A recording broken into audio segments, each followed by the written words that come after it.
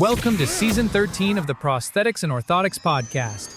This is where we connect with experts in the field, patients who use these devices, physical therapists, and the vendors who help bring it all together. Our mission remains the same: to share stories, tips, and insights that help improve patient outcomes. Tune in and join the conversation. We're glad you're here and hope it's the highlight of your day.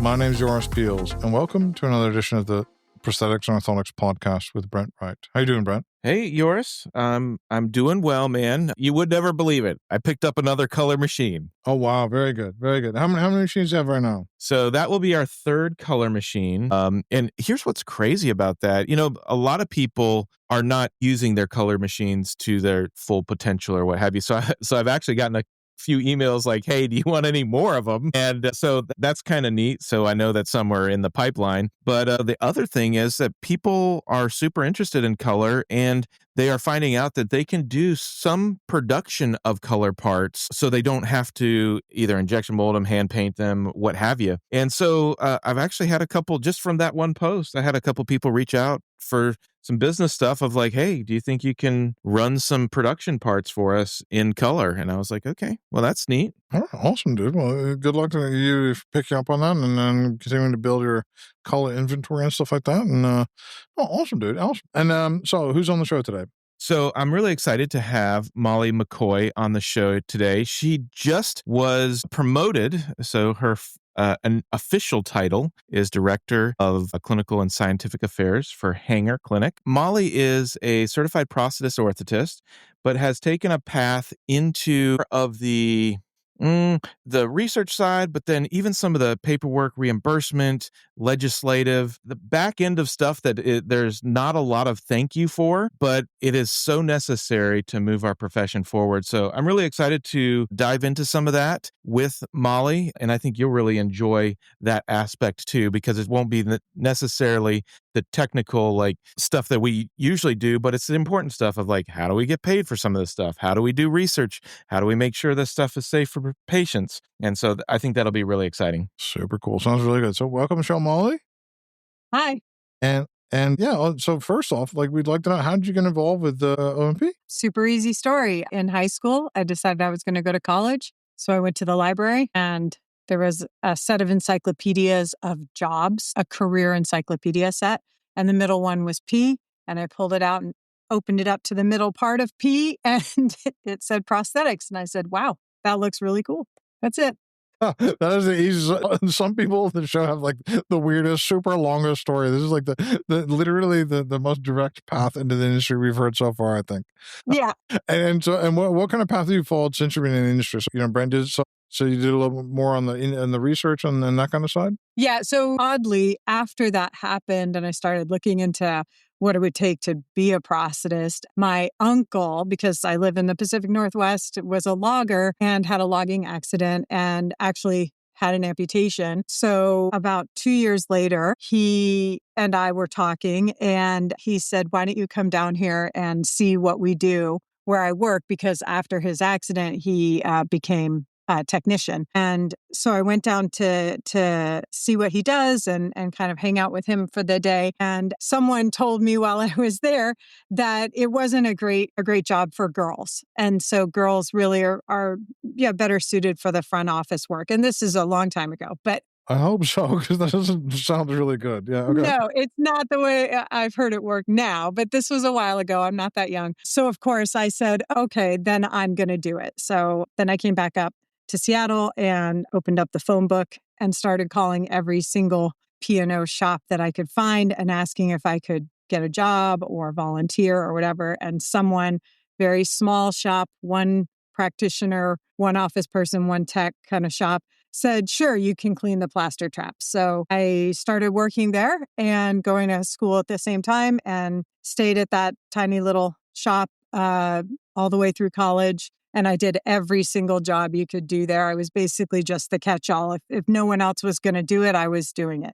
So I obviously helped with the technicians and mostly cleaning up after them and cleaning out the plaster traps and being a hospital helper when another set of hands was needed, helping up front with dictation, taking the clinician's dictation and typing it out and, taking deposits to the bank. I mean, you name it.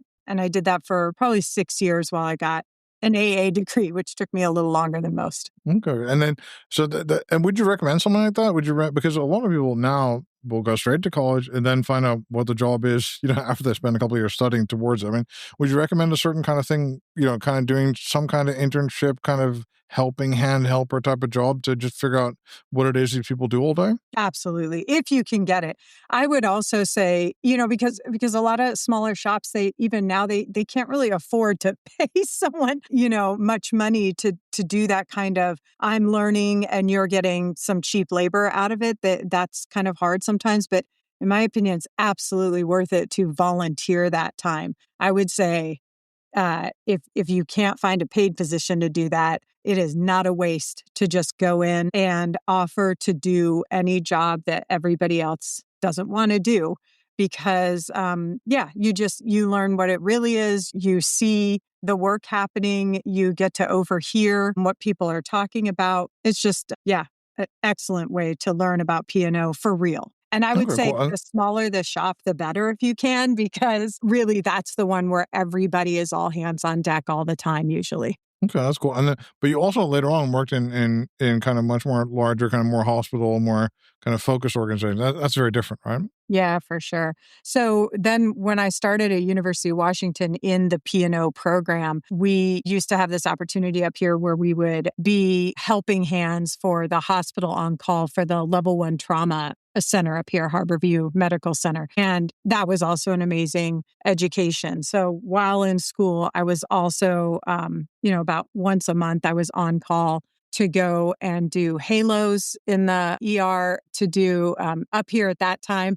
We did only Kydex custom TLSOs. So, and we cast with plaster for those. So that, again, is probably not an option for folks now to do that in many places, but just doing that kind of grunt work, being the person that goes with the practitioner and just helps lay down that plaster. And then, we would scan it and carve it and make the Kydex TLSO and take it back. And the expectation was about a 4-hour turnaround or less. So doing that grunt work, that difficult work, any difficult work that you can find that no one else wants to do, I think is the best way to learn about the profession and learn just what you are capable of. Okay, that's super cool. And then, so now you're involved with like stuff about like documentation and stuff, which I think we Yeah. can all agree is just like really boring and just some necessary thing you have to do and get out of the way as quickly as possible. Yeah, I think we can all agree it's painful. So tell us about this documentation, because it's like one of these things where it's like, oh wow, that's actually really important, and we should probably be doing it better, right? Yeah. I think that, well, firstly, the reason I started I'm like everybody else, right? I wanted to be in P&O because I couldn't write very well. If I wanted to be a writer, I would have been a lawyer. So I think that for me, it was a necessity. I had to do something to have a more flexible schedule than a clinic life allowed because of things happening at home. I have a son who has Angelman syndrome, and he just needs a lot of care. And I wasn't able to have a clinic schedule and handle my caregiving duties at home. So I thought, well, what can I do to still make a living, but be super flexible? And I had a mentor at that time who said, find the thing that everybody else hates and get really good at it. And you'll have a niche that will be with you for as long as you want it to be. And that's exactly what happened. So long story short, I just decided that I was going to be an expert in Medicare policy because at that time, RAC audits were at their absolute peak. And I knew all these practitioners that I worked with all the time were struggling so hard just to understand the rules, just to know like what are they looking for. So I sat down, I started my own consulting company, and I sat down for about a month and a half. All I did was read Medicare policy and regulations and just made myself an expert in it. And then through doing that, I was able to see that there were actually a lot of things that we could do as practitioners in our documentation that would make everything easier. And just really alleviate the suffering of the note that we don't know how to write, or we go on and on. Either we write too short a note or too long a note because it's just unknown what's supposed to be in there. There was just so much information hidden in this regulation and policy that I thought, wow, if we knew this, we could save ourselves so much time and pain. So I became an expert in that. And then I went around to my friends and said, hey, does anybody want this service? And I was lucky enough to have a successful consulting company for a number of years doing that. So with the stuff from the Medicare, can you just share with our listeners, how does it even come to be? Like, who is writing this and why? And that would be my biggest question, is a little bit of the history of some of this when it comes to the policy and procedures. Who's writing the policies and why? Is that what you mean? Yeah. So the Centers for Medicaid and Medicare Services, effectively write that policy. And those policies are based on legislation. So you have, the Congress and government agencies, saying this is what we want to do with Medicare or Medicaid. This is how we want it to run. Then the policymakers at CMS, create policy from that. And then they tweak it every time there's a legislative mandate or input. And the beauty of this American system is that everything is transparent. Everything is out there. The pain of that is that everything is out there and transparent. So what I found in doing this was, wow, it was all there all along, but literally the handbook, I don't know if you can call it a handbook at 1,500 pages, but the handbook is published online. 1,500 pages of why they're doing what they're doing, what they expect, who reviews it, what the reviews look like. It's every single rule that the MACs have to follow is published. Every single thing that they do in their reviews and their audits is published. So it's really a wonderful wealth of information. And it's also a tsunami of information that you have to get through, which isn't realistic in a lot of cases, but it's out there.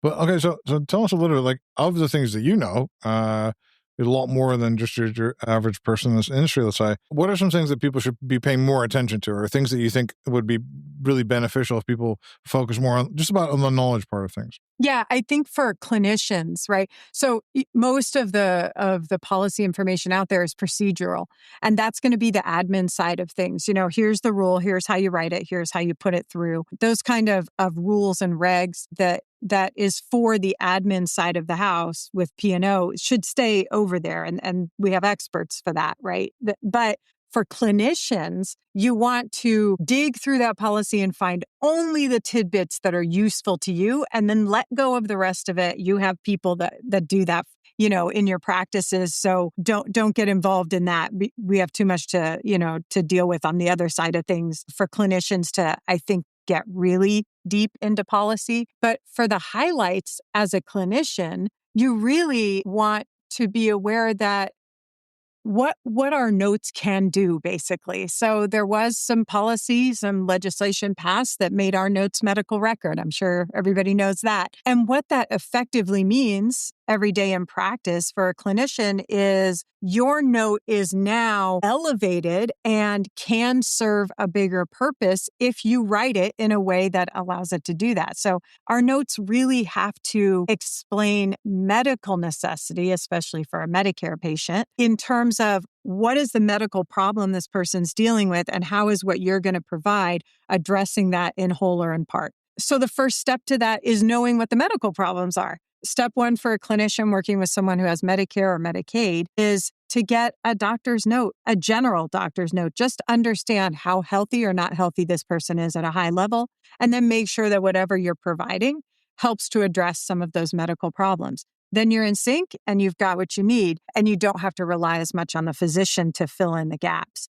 The other thing I think is important to know on that side of things is all the other people whose notes are medical records. So ours are, the doctor certainly is, and they're the gatekeeper, the prescriber is, but then nurses and wound care and hospitalists and therapists, they're all in that medical record bucket too, which means you can use any of their notes to help not only guide your decision-making, but support what you're doing. You can say, I'm going to provide an MPK to this patient because I want to address their balance problems or help to address that. And by the way, you can see they have balance problems because look at this therapist note where they're going on and on about the struggles with balance. That is, making a really excellent medical necessity note with less effort. Use what's already available, understand what has already been written and use that to your best advantage so that you can write less effectively. And I think I got a little off on a tangent there. What was the rest of the question, or did I answer it? No, I think it's good. I'm just wondering, like, just giving your expertise, what should people do, change to do it better? Is it also a question of do you need to write? Do a lot of people, maybe would they benefit from writing more succinctly, for example, or in a particular way, or using particular language? You kind of alluded to that as well. Yeah, that's a really good point. Thank you. Using particular language is helpful. However, using cookie cutter statements or sort of terms across every note that you have doesn't work. I would have told you like 6-8 years ago that there were keywords that you should have put in your note for sure. But that's not the case anymore. This sort of stuff evolves all the time.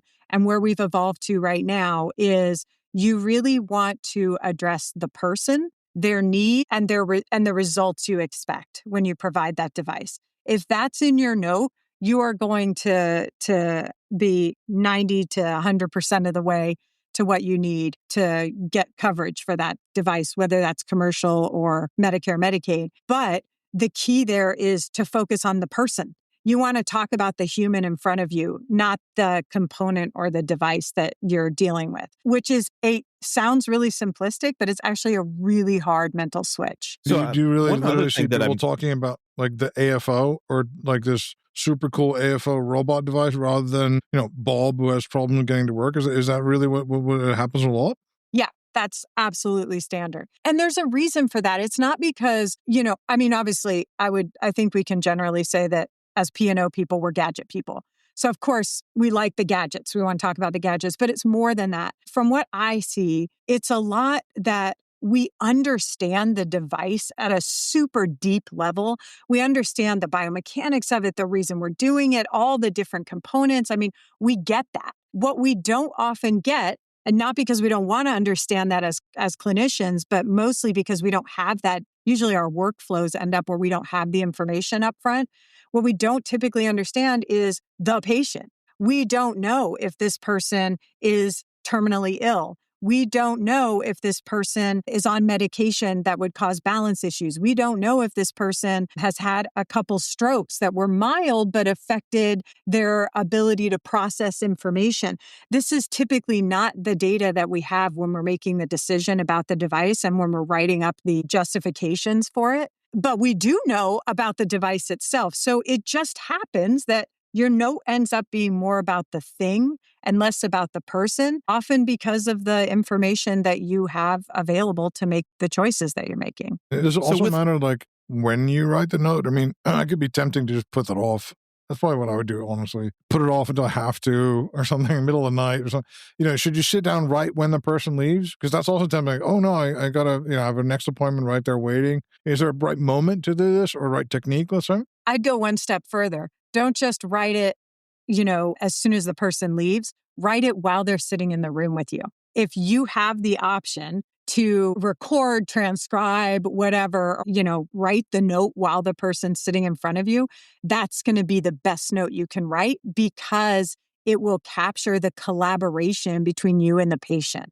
What payers want to see, and what is better patient care really, is that you didn't make a decision on your own as a clinician. You made that decision with the patient. You involved them in the process. So as you're sitting there saying, okay, I understand your problem to be, your foot drops when you're walking and it's causing you to trip. But tell me in what instances that happens. Explain to me when that's happened in your life and what caused it if you know. And then they explain that. And you say, okay, based on that, I think what might work for you is this type of solution. And then you explain it to them. This is how most people practice, right? You explain, well, this is kind of what I'm thinking about. Why? How, what do you think about that? Do you think that you could make that work? That collaboration, if you're recording that conversation or if you're able to take notes while you're having that discussion, is going to lead to this note that shows that you didn't make that decision in a silo. You didn't make it around the person.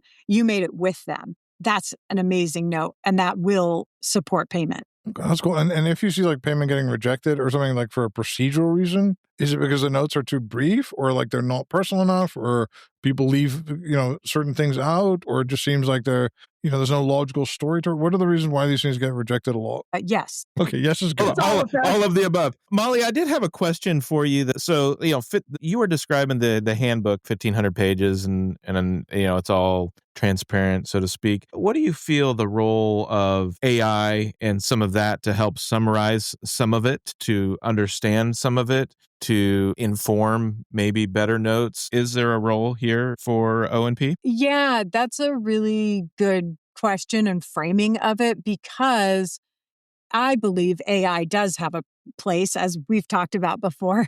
But in terms of the regulation and the policy and the rules for payment adjudication, my personal opinion as Molly, who has looked at these regulations a lot, I believe that rule book belongs, it has a place in what we do every day. However, if we use it to create a note directly, so let's say you take that 1,500 page book and you stick it into AI and you say, tell me how to write, or, give me the questions to ask when I'm writing this note, or tell me how to write a note that satisfies all these regulations. The results are going to be a note that ends up being sort of a cut paste again, like a template that we've been using to less and less effect over the years. But it would say, ask this question, ask that question, and there'll be yes and no answers, and we could check those boxes.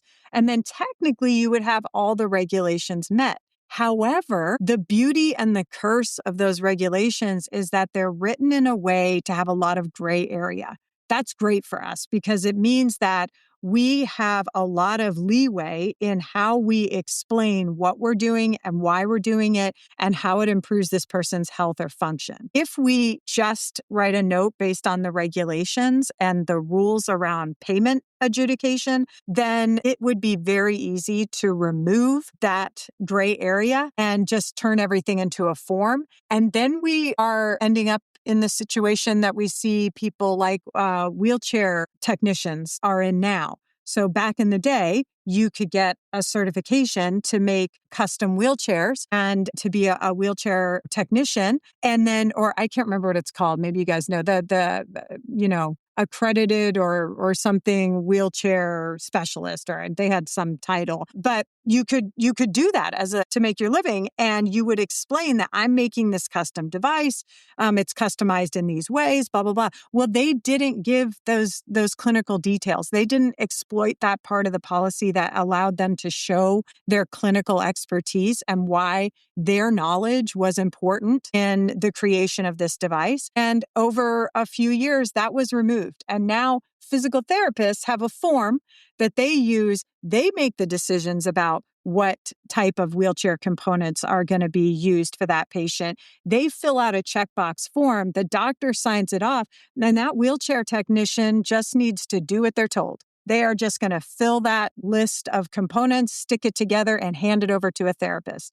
They literally lost that ability to be part of the clinical team. Now, it wouldn't be all because of them not writing good notes, but you can see a direct line to losing that ability to be a clinical decision maker with the team because of that missing component where they said, we have gray area. And in that gray area, we're able to say, this is why I'm doing what I'm doing. This is how it affects the patient. This is my area of expertise. And I will explain why this is going to help this person be healthier or more functional. And we still have that in P&O. So while, yes, you could use AI to spit out a form letter that hits all the points of regulation, honestly, it would be a disservice to all of us and to our patients to remove our clinical expertise from that equation. So using AI on the other end of it, where it becomes a writing partner for you, where you're able to say, to Joris's point earlier, this is all the stuff I'm thinking about. Now, can you make that into something more concise, but still a narrative, not a checkbox? That is, in my mind, the perfect marriage of AI and clinical expertise. Yeah, and I'd also like to point out something like just over the last 2 or 3 days, we're trying to come up with a couple of brands, right? And we've just been using AI a lot just to help us brainstorm. Not in like a and it keeps lying about stuff. It keeps making up stuff, like about certain trademarks, certain websites. It says it checked, it didn't check, names, what they mean and stuff. We keep finding that in just even a context like that, it just kind of continually makes up stuff. So I definitely would caution to never use it in a final product of something in a professional context, especially something that has like a legal thing in a professional context, because it just actually there's a lot of lies in that system that somehow come to the fore, and it's really weird about what the true meanings are, certain Norse gods or where certain plants come from, stuff like this. And we've all found repeated lies in the last couple of days. I would be really careful before you trust it with, like, saying which article is which article, or certain things that you would rely on to get the recompense and things like that. And don't use it to create G code Really? or modify G code. Yeah. I don't know of anybody that did that, but I did have a machine that was just spitting out filament in the middle, and I may or may not have asked ChatGPT to modify my G code, and it completely. I've done from scratch. I've done those STL, those image to G code things. That kind of has worked out, but yeah, just scratch making a G code. I haven't tried that yet, so okay. So anyway, yes, AI. Boy, that was a squirrel, I guess. All right. So Molly, talk to us a little bit about we're talking before about that. I can imagine a lot of people are like, I'm not going to read the 1,500-page thing. Good idea that it's supposed to be narrative, but they kind of would see it as a kind of a thing that would not be as important as maybe it should be to them. Are there best practices? Are there further things you could can you outsource this? Can I just tell someone else to do this, or is it something I should be doing myself? What can I, if I'm like not like you, let's say, what can I do to make myself better in doing this? Let me see if I understand the question. You mean, are there some ways to make the note better? Yeah, or make me as a practitioner better at making notes. I mean, I can just imagine there's some people that would just do this well, and there's other people that would just look at this as kind of like a chore and just not do it well ever. And maybe, lose out on business. Maybe, spend a ton of time resubmitting these notes and resubmitting requests and stuff like this. Or maybe even be financially very negatively impacted by all these kind of rejections all the time. Yeah. I think I'm not being flippant when I say this, but if you can't type, then you need dictation, right? Because if you can't speak in a succinct way, which I would say I can't, as a general rule, I tend to be pretty pedantic and long-winded. So if you can't type, use dictation. And if you can't keep it concise in your thought process as you're dictating, use AI.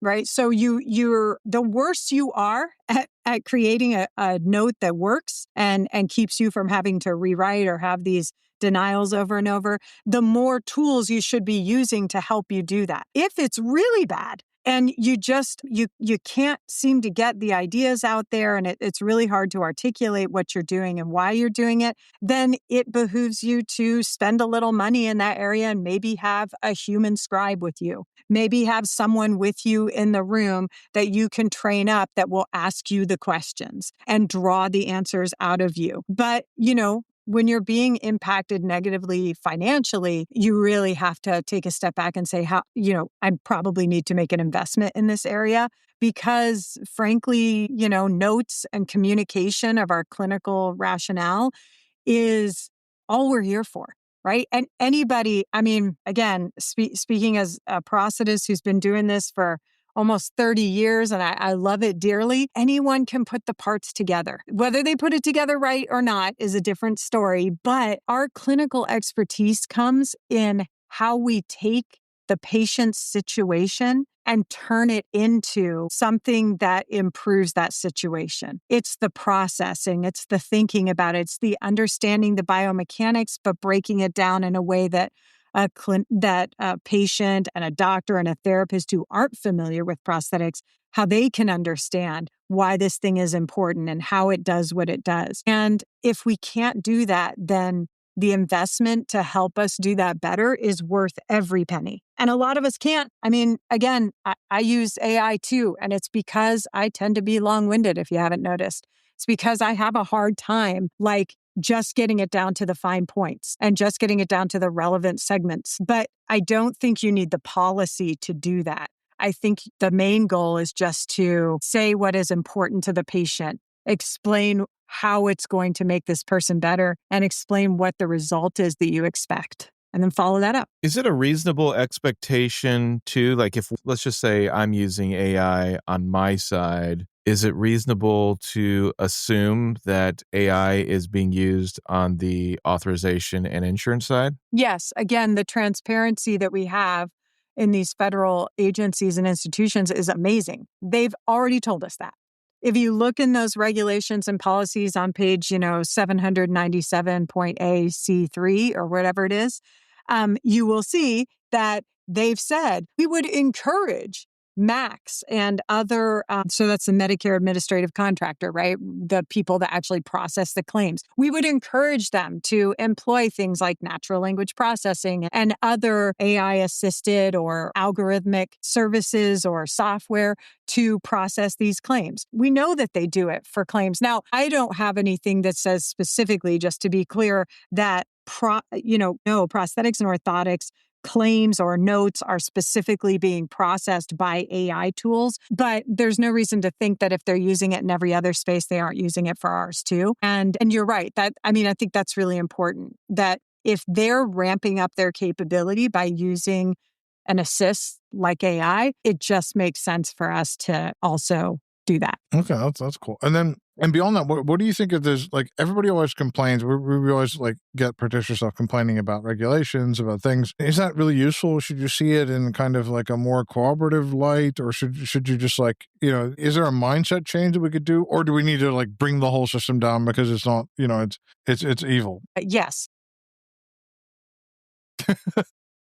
No, I do think it's both, right? So we want to engage in legislative activities and get out there in front of policymakers to say, hey, this is what we do. This is why it's important. Here are the people we work with. This is the needs that they have that aren't being met by the current healthcare system. We want to be in lockstep with our patients, out there advocating for change at the highest level, the congressional level. At the same time, trying to make congressional level change by writing a snarky note back to a reviewer after a denial is just frankly dumb. It doesn't work. All it does is hurt you. So, day to day, it's do what you're required to do. Make sure that you're getting paid for the services that you provide. Consider the payer as a partner and try to work with them and ask questions, and don't be afraid to reach out and say, I really don't understand this denial. Can you tell me what's going on, and get support to make better notes and get those claims paid. And at the same time, work with groups that are making legislative change so that you don't have to work so hard every day. So I want to hop into some of the things that you seem to be very passionate about too, like especially on that legislative side of things. That seems like it's going to make a difference for the future of our profession. And I'd love for you to share a little bit about the So Everybody Can Move and some of the legislative stuff that you do. And then I know you're involved with the academy and such. I think that is also important at the individual/company level stuff. So I know that's something that you're passionate about. Yeah. As far as the So Everybody Can Move legislation, am passionate about it for all the reasons that everybody else is. I absolutely believe that people should have what they need to be physically active, because we know that physical activity is what makes people healthier, full stop. So if I can't, enable someone, if I'm providing only the device that allows them to do basic ADLs, and we know what basic ADLs are. Let's not fool ourselves that it's more than this. It's eating independently, getting dressed, toileting. It's the most basic life-sustaining things that you do during the day. It is nothing to do with getting into the community, having an active life, being involved, being healthier by being physically active. None of that is included in what we would typically be reimbursed for our devices. So things like So Everybody Can Move legislation are super important in order to say, we don't have, as a general rule, we don't have devices that do both. We're either going to give you something that has a lot of control and will get you stable to do these basic life skills in a safe way, or we're going to give you a thing that allows a little more freedom, but also is a little less stable, but you'll be able to run in it. You'll be able to jump. You'll be able to, move your limbs in a way that is, maybe not safe for standing at the bathroom sink, but is safe for Tai Chi at the community centers. We have to make the world aware that our technology is incredible, but it's limited in some ways. One of those ways is you kind of need two devices in order to do your regular daily activities and an extracurricular, like, physical activity that increases your heart rate and makes you healthier. So that's the beauty of the So Everybody Can Move legislation in my eyes. But even bigger than that, the reason I get really excited about it and I wanted to be involved in passing that legislation in my home state of Washington and supporting that group federally is because I see it as a way to decrease clinician burnout. What we see so much is young, bright, excited people coming out of college with their advanced degrees in P&O and getting into the clinic and having their hopes and dreams crushed by just the grind of clinic. The clinic grind is real. It is hard. Healthcare is hard. I'm not telling anybody that's something they don't know, but that daily grind in part comes from being a person that wants to help people get healthier and be the best that they can be and being limited in what we can provide. So to sit in front of somebody and say, I know the thing that will make you happy, healthy, and will make all your physical healthcare dreams come true, but I can't give you that because of, you name it, policy restrictions, payment problems, inability to write a note that supports it in a way that a payer will accept. I mean, all the reasons, right? It's not that we couldn't provide it. It's that all this other paperwork or regulation prevents us from doing so. Happening every day is like these little tiny cuts. Every day I have to do something less than optimal for a patient. Every day I have to give them something that's close to getting them where they need to be, but not quite there. And that wears on people so quickly. This is known. There's research about this. This happens in every part of healthcare, that doctors, therapists, nurses, everybody, including us, has this problem where we have the ability, we have the technology, and we can't do it because of all these regulatory issues or time problem or whatever, patient engagement problem. So with So Everybody Can Move legislation, the idea that I could sit in front of a patient and say, actually, we now have legislation, we have a law in place that allows me to give you two devices, one that will make it possible for you to do your daily activity, like your basic functional stuff to make you a functional human with less support from a caregiver, but also a thing that will enable you to get physically active and try some new things, maybe try a sport. That gives an antidote to burnout, I think, that is immeasurable. It allows us to do what we used to do. I hesitate to even say it, back in the 90s, when we were maybe more able to provide things that served a lot of purposes, or to give people a little more range in what would be covered or not that they could have access to. And it's just an amazing thing. It makes the job less of a grind. What do you think, as far as there's always, I think, tipping points in O&P, and I think part of some of those tipping points for pushing into some other technology, even into the documentation side of things, was COVID, when people needed to be home but still needed to fill their time with something. Do you feel that, at least on the 3D printed side of things, I see that was a big turn, but do you find that COVID affected anything really I know it wasn't a great time for anybody, but for the better on this idea of the documentation side of things? Yeah, I mean, it gave us huge access to telehealth, and that's fabulous. The fact that people can have more communication with their physicians, especially through telehealth appointments instead of in person, especially for our patients who are mobility challenged anyway, it's a big deal. And it could allow access and communication that could really enable that person to do more than they would have been able to do without it. So yeah, I do think that COVID, there were some good things that came out of COVID, telehealth access being one of them. And a little thing about this, first off, on the state level, a lot of people may not think about lobbying or doing any kind of legal stuff on the state level. But from your example, it seems like it could be really very powerful. Do you think more should be done by maybe even individual practitioners and stuff to do kind of stuff on the state level?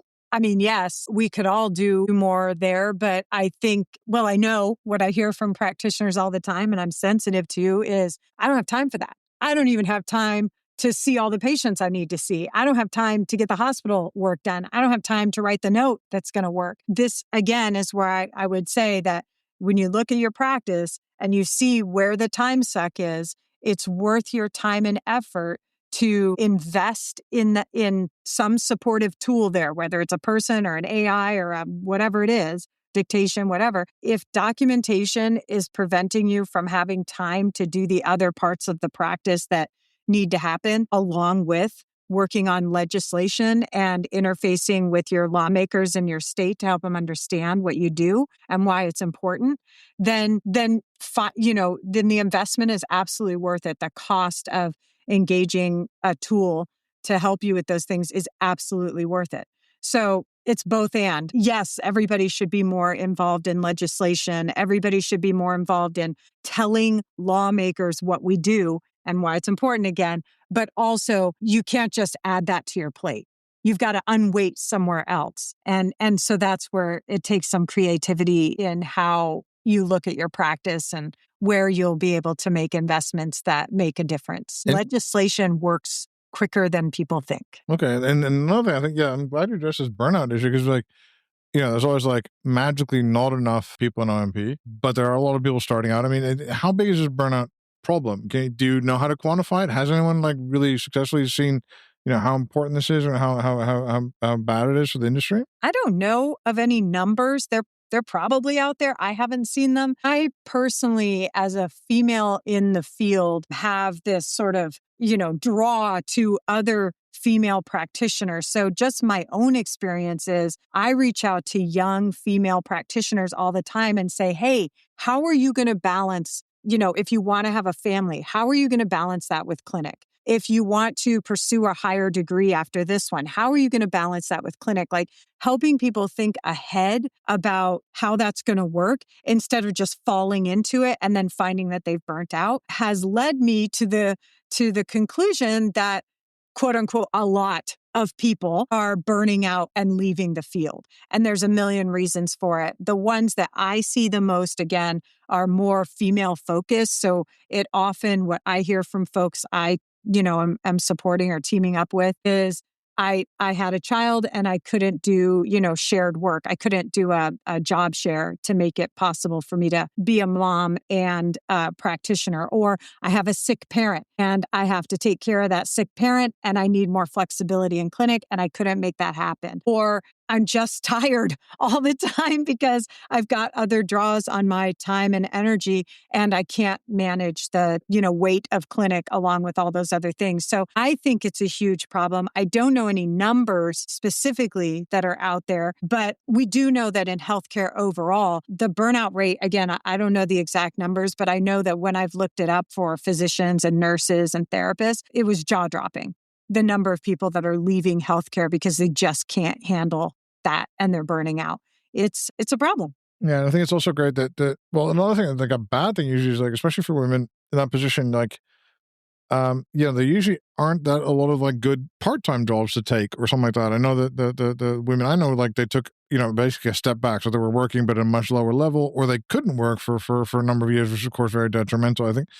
And it would seem that I think, the industry could do more to make these kind of, more meaningful part-time work or to do things with practices to kind of let people kind of work a little bit of a slower intensity, let's say, for a number of years and then come back in full force. Exactly. Yeah, I totally agree with that. And I should say, like, women, that's who I interface with, but this is a problem for men too. I'm not saying that men don't have that caregiver role as well. So really, it's anybody. Since we have a shortage of practitioners and we know burnout is a problem at some level, we need to become more creative on how we enable people to stay in the field.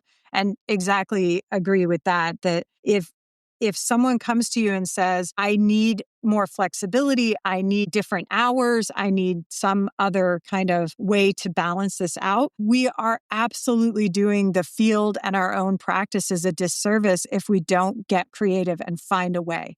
And there is a way. I mean, that's what we do for a living, is we get creative and we solve problems. So there's no reason that we can't solve the problem of needing a more flexible work schedule, working weird hours. Why don't we see more practices offering weekend hours for people that can't, for practitioners and patients that couldn't make it on the weekdays? Why don't we see more people offering late hours or early morning hours to accommodate schedules? I mean, I think you don't see it very much in healthcare as a general rule, but that should change, in my opinion. It always sounds like a really useful thing to do, let's say. And yeah, and just generally like of yourself, like what has really worked out for you and your time in this industry?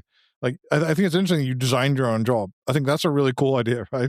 I think a lot of people would just not think like that, And are there other tips like that you could offer to people? Yeah, if being completely desperate is a tip, then you could take that away. I think that desperation is what led me to all these weird jobs that I've had. Literally was not able to do the thing that I wanted to do the most, which was see patients every day. I couldn't do that. But I also was unwilling to throw away the education that I had spent so much time and energy and money getting. So I just went hat in hand to anybody who would listen and said, here's the thing that I can give you. Here's what I know. Here's my value.